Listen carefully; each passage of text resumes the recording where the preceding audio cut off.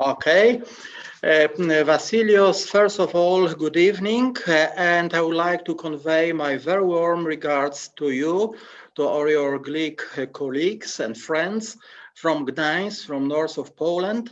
And as you know, I'm currently on the meeting of our Polish Society of Hypertension, and this excuse me not to be during your symposium physically. And I would like also to convey my very warm regards to Professor Kreuz, to Professor Maria Dorbanto, and other remaining colleagues taking part in this session. Today, I would like to split my talk into 4 consecutive parts. And let me start from the first part, which will be overviewing the impact of COVID-19 pandemic on the cardiovascular risk factors in patients with hypertension. And I would like also to support the first and the second and also the third part by the experience of our European Society of Hypertension. It was in the mid of 2020 when Professor Kreuz generated an excellent idea to cover, to overview, and to dissect the topic of the impact of lifestyle, psychological, socioeconomic, and environmental factors on hypertension during the coronavirus disease 2019 pandemic. And very soon we created a group who was extensively working on this review, which appeared in early January 2021 and is already published and available in the Journal of Hypertension. We all know that emergency lockdowns initiated in countries across the globe affected profoundly our daily life and also affected our health, our well-being, and also the many and multiple social and economic aspects of our everyday life. We also note that the impact of COVID-19 pandemic restrictions is negative in terms of physical activity, alcohol consumption, depression, stress, and sleep structure. But on the other hand, what is a paradox, we have beneficial effects affecting our environmental noise and pollution, and also, but only to some extent, the duration of the sleep. Let me start to very briefly overview the impact of COVID-19 pandemic on physical activity, or to be more precise, on physical inactivity. And 2 studies covered this very hot and very interesting topic. The very first one, published in Lancet, is excellent by the concept and by design. And this study evaluated physical activity and or physical inactivity across the globe on almost all continents, just evaluating mean daily steps. Please note that the physical activity was decreased on average by 14–16%, and the range across the globe is from 12–13% up to even 20–25% of decrease of our daily activity. The second study also evaluated our physical activity, and this study also showed the rapid decrease in worthwhile step count with, please note, regional variability.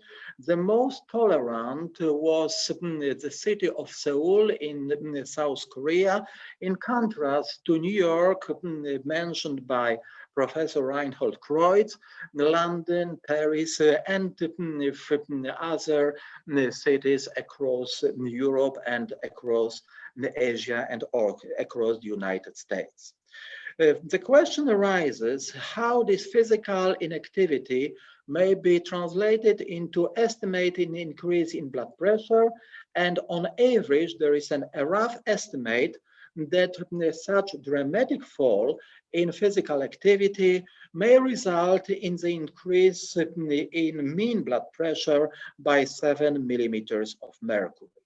Also, it was extrapolated that if physical inactivity will increase by 10, 25, and 50%, it will have a dramatic projection on potential increase in total and coronary heart disease deaths as a function of increases in physical inactivity.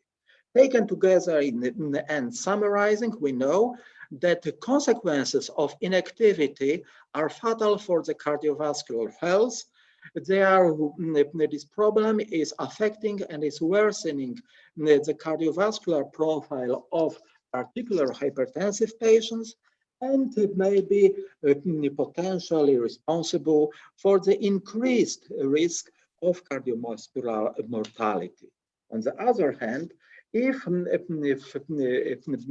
home-based physical activity will be implemented in our daily activity across Europe and other continents, we may also expect, even in a modest range, that we may improve the cardiovascular profile of hypertensive patients, and also we may substantially, in a long-term perspective, reduce risk of cardiovascular mortality. Let me now very briefly overview the impact of COVID-19 pandemic of food consumption.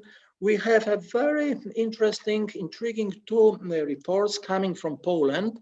The very first one evaluated the relationship between the increase in the weight and body mass index, and a very clear-cut relationship was found in relation to increasing age.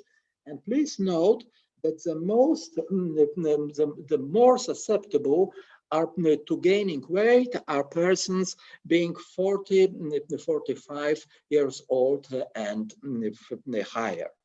Also, the second study conducted by our Polish colleagues evaluated dietary habits before and during the COVID-19 pandemics in selected 3 European countries, namely Poland, Austria, and United Kingdom.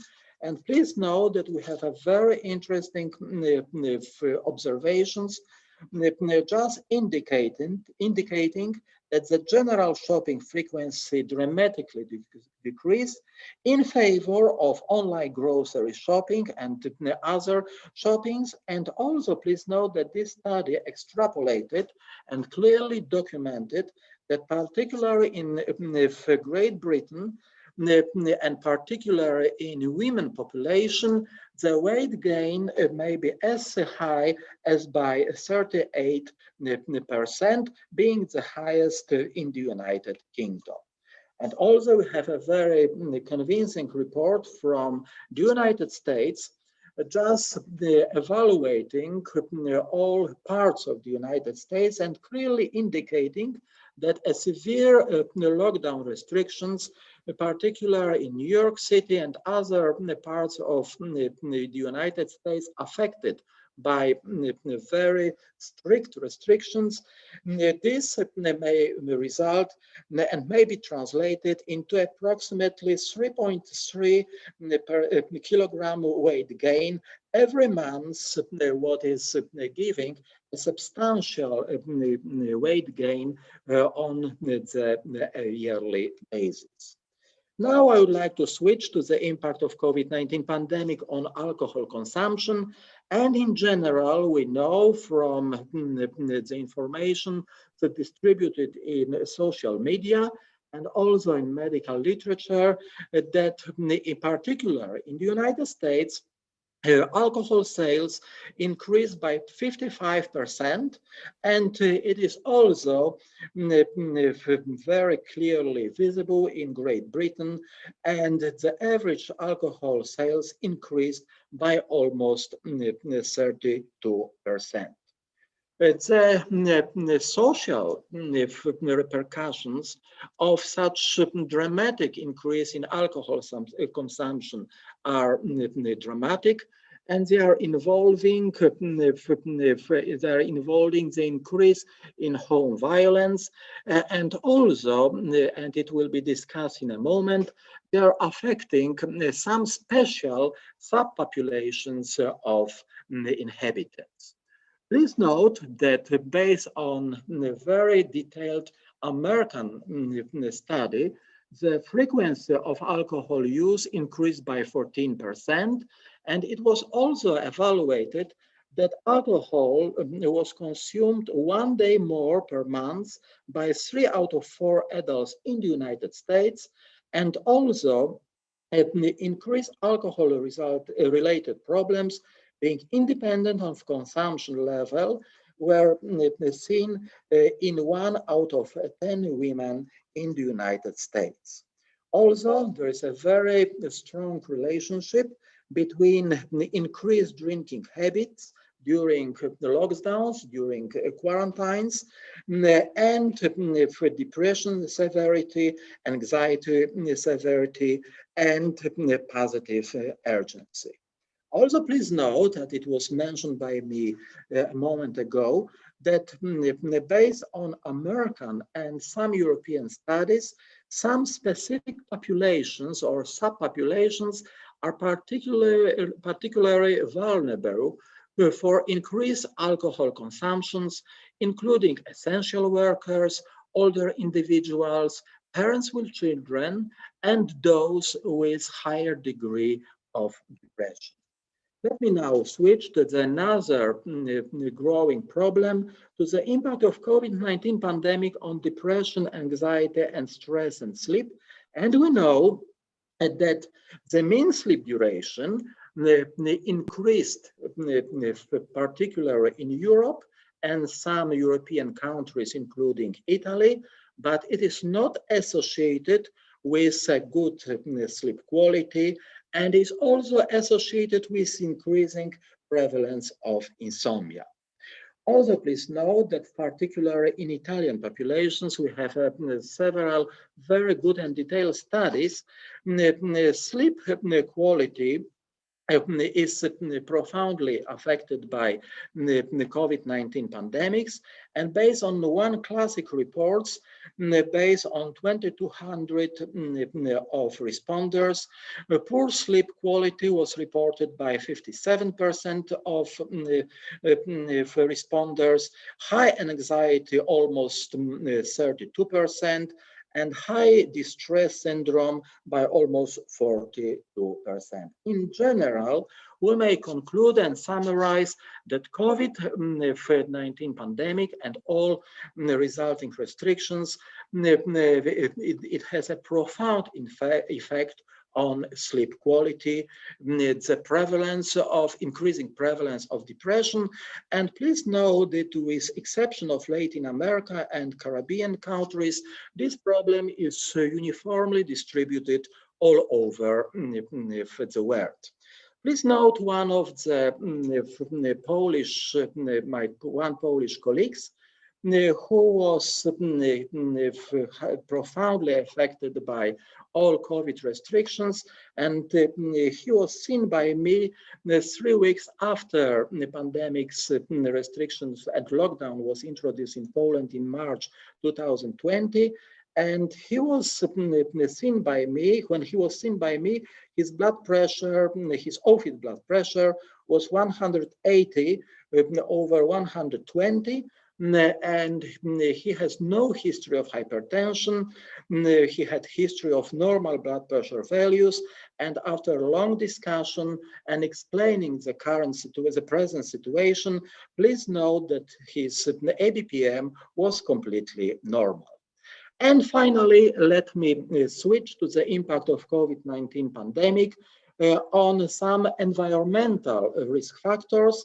And we see some beneficial effects. For instance, there is an excellent study showing that daily CO2 emission it is profoundly decreased in the United States and Europe during COVID-19 pandemic, and also together with Professor Reiser from Krakow and together with Professor Reinhold Kreuz, we documented that the beneficial effect of the lockdown on the decrease in air noise during COVID-19 pandemic in the area close to the airport in Krakow, what was associated with the modest decrease in systolic and diastolic blood pressure. So, summarizing part one of my talk, the longest one, in summary, we may conclude that COVID-19